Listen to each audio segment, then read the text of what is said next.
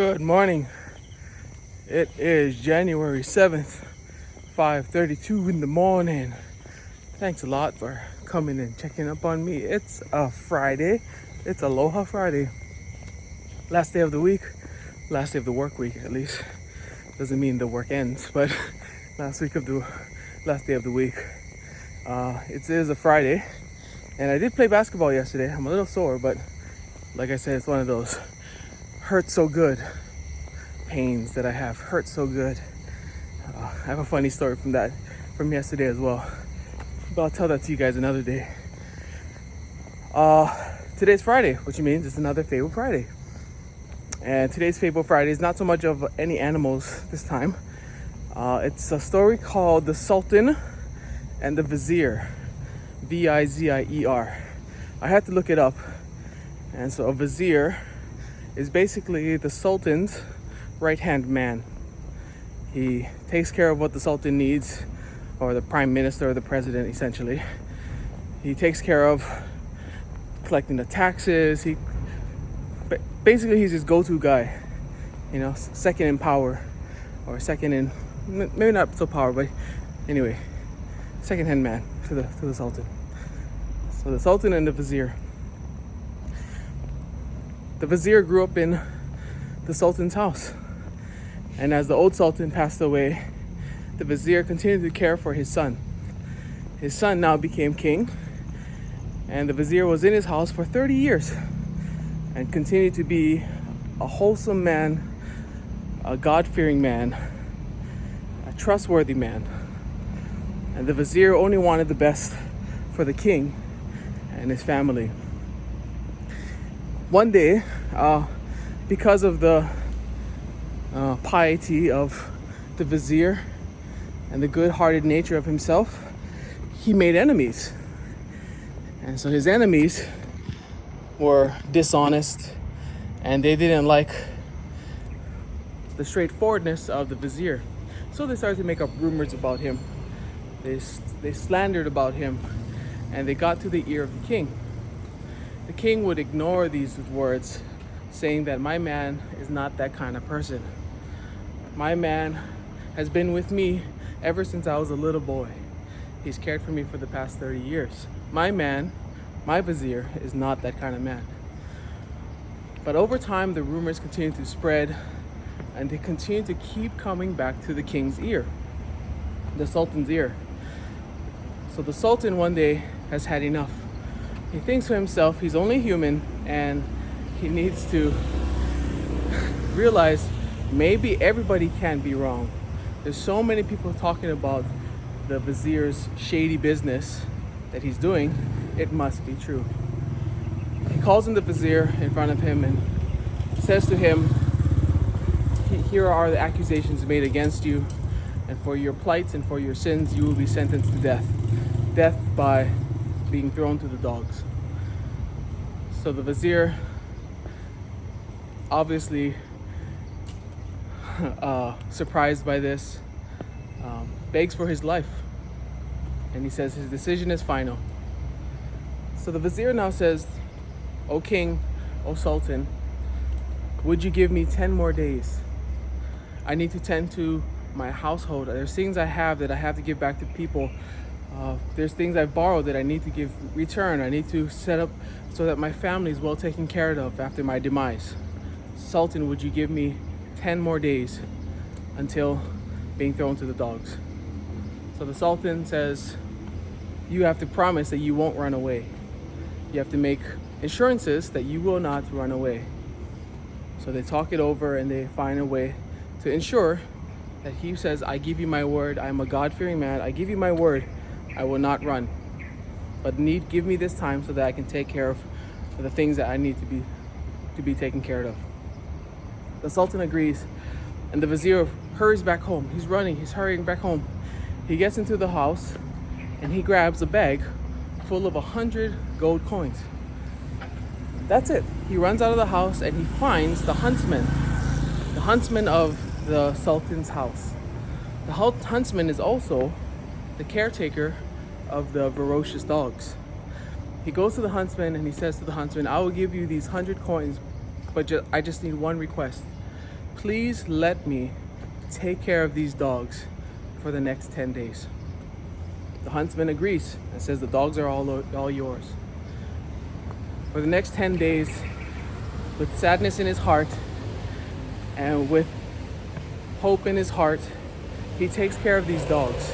He takes care of them, he grooms them, he feeds them, he has them basically licking and eating out of his hand. He plays with them, and everywhere he goes throughout that 10 days, every time the dogs would see him, they'd wag their tails in excitement to seeing the Vizier. At the end of the 10 days, the Sultan summons the Vizier to his court. The Vizier comes in. The Sultan reads him his accusations and says his death penalty will be thrown to the dogs.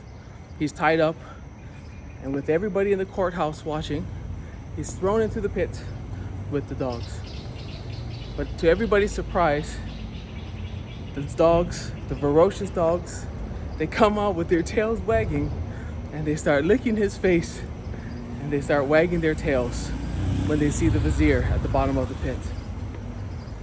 The Sultan and everybody in the household is absolutely amazed. How have you, how are these dogs licking your face? How are they wagging their tails when these are the most ferocious dogs of the Sultan's house?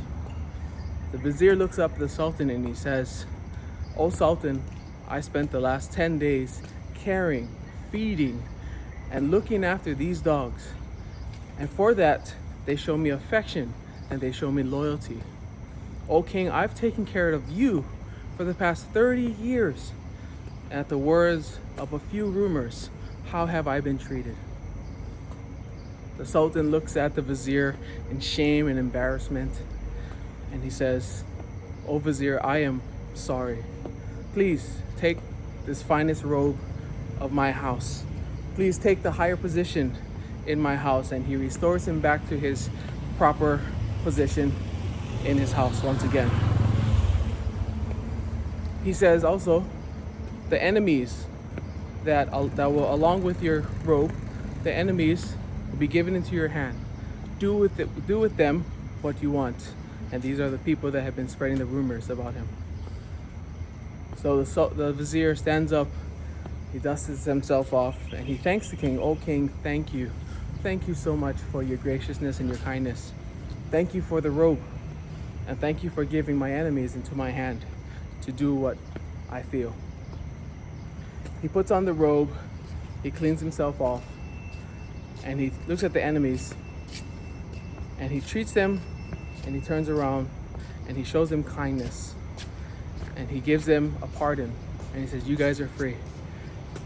The enemies, dumbfounded by this Vizier's kindness, can't believe it, and become lifelong servants of the Vizier as well.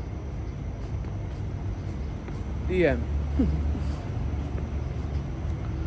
So I thought it was a really touching story about how I think there's two stories in there for me of the word of one person can really manipulate the feelings of others.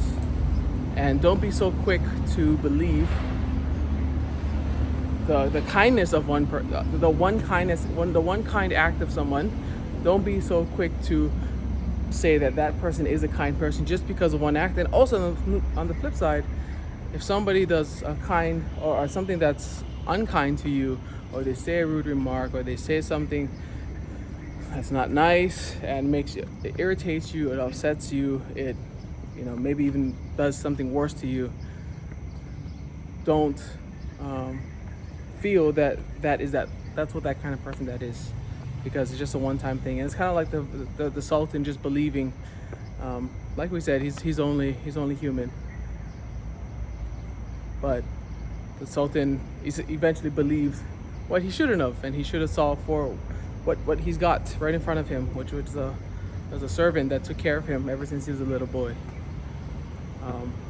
And the other thing I was thinking about is, along with not attributing someone's actions, one-time action, as either good or bad, is that let your actions speak for themselves. In the beginning, the Vizier was kind man. He's a God-fearing man. And to the end of the story, he was still a kind man, and he won the dogs over because of his kindness. He won the Sultan's heart back because of his kindness. He won the hearts of his enemies back because of his kindness. And so actions speak louder than words. Just you be you, and just keep doing you. Don't let everybody else distract you and say that you can do what you want to do. You have a goal, you have something set in your mind, you go get it done. Yeah. And true colors will shine out brightly in the end.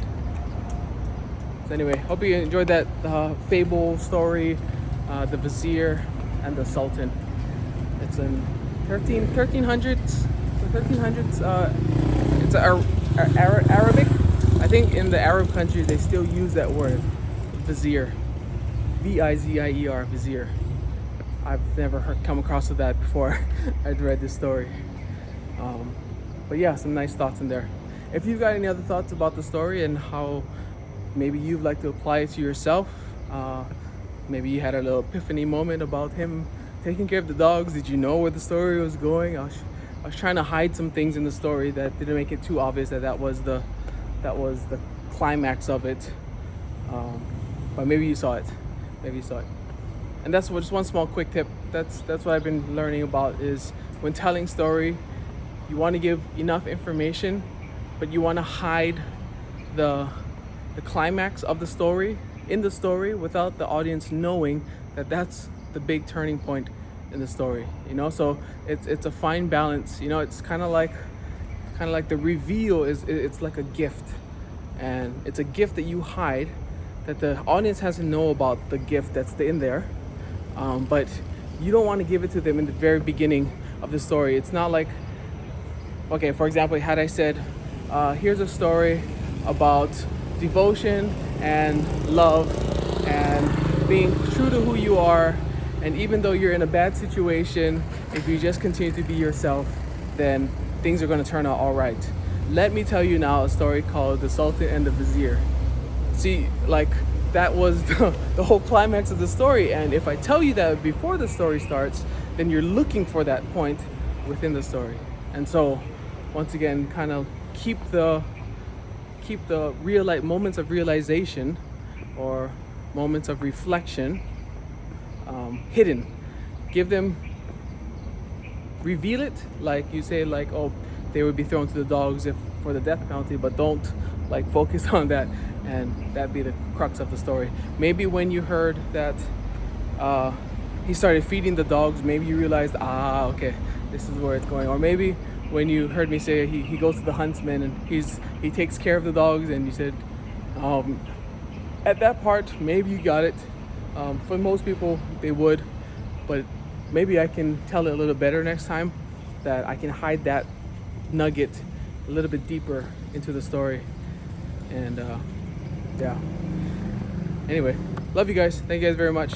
That's I've been trying to work on telling stories a little better, and just getting these tips here and there, and become a better storyteller, because I don't know, I enjoy it. I enjoy creating mental pictures and being in a mental movie when somebody's trying to tell me a story, and I really get into it. So thought I'd share that with you. Okay, that last little tangent spent me a little more, 3 minutes more. Sorry about that. Love you guys. Take care. Aloha, and keep it up. Discipline is the name of the game, and we will catch you guys tomorrow on Saturday. Aloha.